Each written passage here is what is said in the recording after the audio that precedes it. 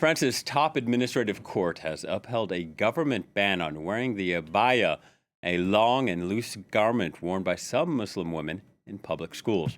The state council dismissing complaints that the ban was discriminatory and could incite hatred. Annette Young, the host of France 24's 51% program, our women's show, joins me now to talk about this contentious issue. Hello to you, Annette.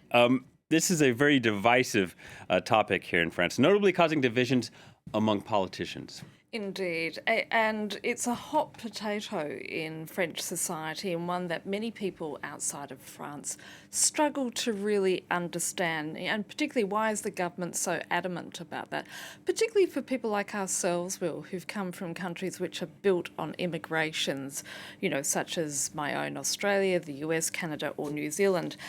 And it does appear that with all of these comments and rulings, that women's clothing largely features in this debate, such as the veil or the bikini, and now it's the abaya, which is a loose-fitting garment worn by some, and I stress the word some, Muslim women and girls. However, the Education Ministry says the abaya is an indication that the wearers are immediately recognisable as belonging to the Muslim religion and therefore runs counter to France's secular culture. And if you know anything about France, you'll hear this word all the time, laïcité. We talk about it a lot here on France 24, explaining what it means. And basically, it means supporting a secular approach.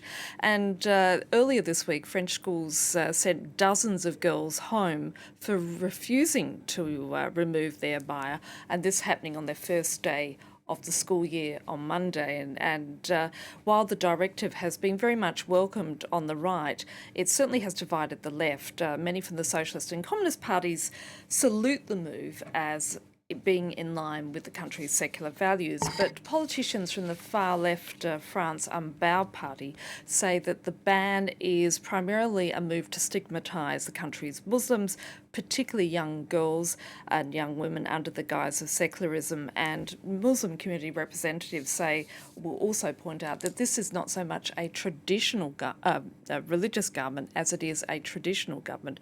But the government is saying that this is to ensure secularism or laïcité is maintained, and points out that all religious symbols in schools and public spaces, such as the cross, the Jewish kippah or school cap, are also banned from being used in those areas. And now the State Council, the highest administrative court in the land, has backed the government on that move.